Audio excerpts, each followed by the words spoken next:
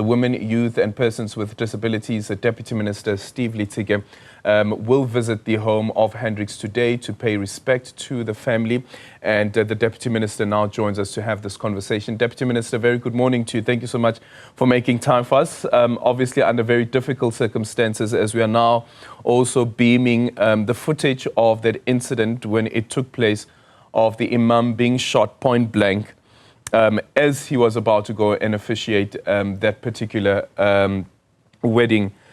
What goes through your mind at this difficult moment, Deputy Minister? No, thank you so much, and good day to viewers of Newzroom Afrika. Look, this is really completely unacceptable that the level of violence in our country has escalated to a point where we are even intolerant. Yes, details of the assassination of Imam Hendricks remains sketchy, but in what we know, he has really been someone who has been challenged for his openness, his inclusiveness, and the fact that now he even was attacked while doing his service to the people, and particularly, to the interfaith wedding that he was going to officiate in particular. So I'm unashamedly, ashamed that our own country has gotten to a level where people has really taken life and don't value life for that matter. Yeah. Have you received any information, Deputy Minister, in relation to this particular wedding and the people that were supposed to be getting married? Some of the news that we are getting is that they had tried to see if there's any other religious leader within the community of the Muslim faith who's willing to marry them, but they couldn't find anyone, and that's the reason why they secured the service of Imam Hendricks, who then traveled to Gqeberha to go and officiate that particular ceremony, and ultimately was met with this with his untimely death just before that moment took place. Everything we are receiving, we are sharing with the South African Police Service, and we were actually quite appreciative of the speedy response by the South African Police Service in terms of going there, attending to the incident, but also investigating the matter. And we join the rest of the various associations and stakeholders who have called for a speedy investigation, and also who's called for unity in this time where easily, we can fuel speculations. One, of course, what we know is that it was going to be an interfaith,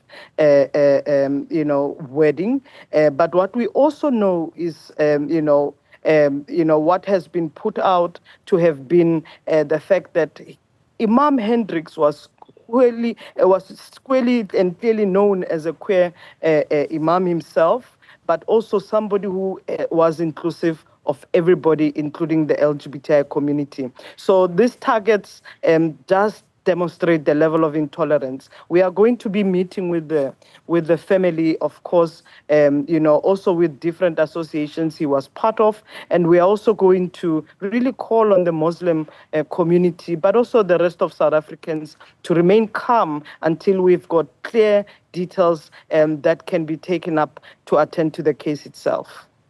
Do you know whether the ceremony still went ahead? Indeed, we do know that the ceremony went ahead. Okay. And I want to bring you to this particular point. So the independent papers, they have a story that they run in Cape Town, gay Imam Muhsin Hendricks shot dead at wedding. They make reference to a Facebook user, Rifat Broa. The local community and imams refused to marry the lesbian couple, and then goes on to quote him, and I want to go to this part. Muhsin was shot and killed at the wedding. There is less facade now with him gone. We cannot allow this facade, the moral corruption against God in our community and faith.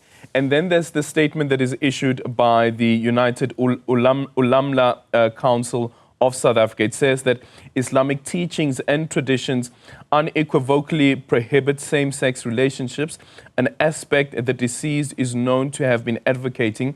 However, We condemn all forms of extrajudicial killings as they undermine the rule of law and contribute to societal instability. As a nation with a constitution, and we know what our constitution says, also when it comes to the rights of same-sex couples, what then do we read into this while not trying to fuel further tension? But you can see here that there are aspects that are being highlighted by people of the Muslim faith. No faith can really justify any killing, attack of anyone. But what we also must accept is that the struggle for equality, dignity, and protection of all remains the center of our constitution and the center of any faith or any religion for that matter. And we do see various views that are displayed, and we also do understand the teachings as well as specific faith that are still struggling with inclusivity and embracing diversity. And we actually must commend the bravery of Imam Hendricks, the legacy that he leaves behind that's trying to dismantle the exclusion of people who are diverse, who belong to particular faiths. Even within the Muslim community, while we respect, while we honor, the faith and the culture, but we have to understand that people are diverse, and we cannot actually exclude people because our teaching and our cultures and so forth speaks about exclusionary. What we must dismantle is how do we really ensure that we bring everybody, whether towards God, whether towards Allah or any other faith, where we can embrace people for being people and look at how our policies can stand firm to be inclusive and to build a society that respects anyone regardless of their sexual orientation or gender identity, including religious belief. And this is a debate that has been going on for years, and I do think any other scholars, any other community, any other faith can battle with this, but we can actually save life, we can coexist, and we can respect the dignity of individuals. And his legacy speaks to that of inclusive community. And he died in service of his own faith. And that's very important that we don't distort it for any way. He believed in inclusivity. And when he was summoned to come perform a ceremony, he did it in the service of believing that people can remain within the faith space. Yeah.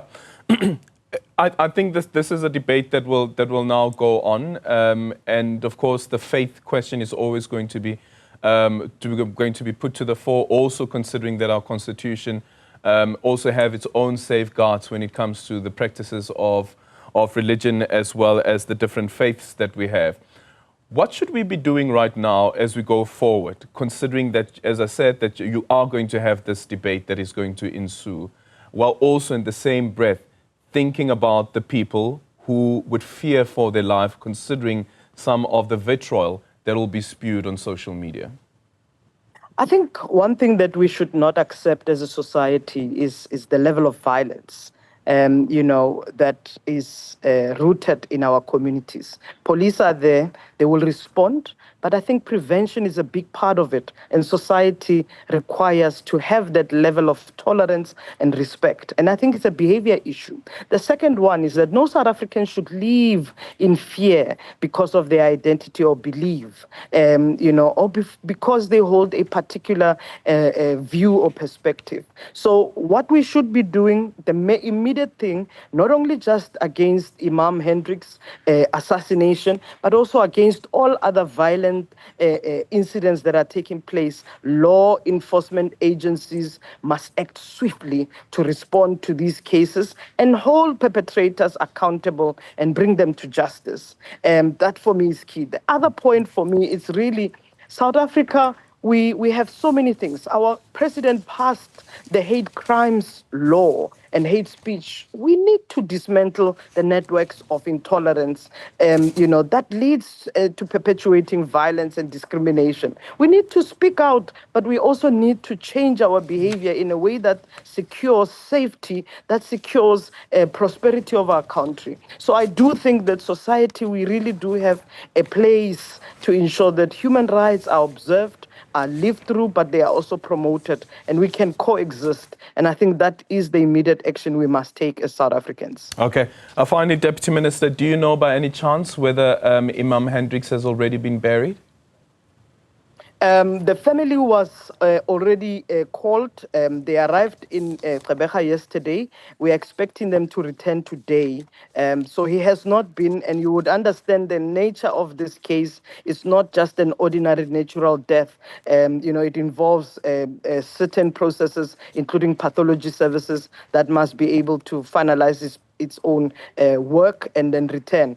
We do understand, the process that the Muslim community undertakes whenever there is someone's passing. And I think once the body is handed over to the family, is expected to follow the family's process and be respectful of their own procedures. Thank you so much for your time. That is the Deputy Minister there from the Department of Women, Youth and Persons with Disabilities.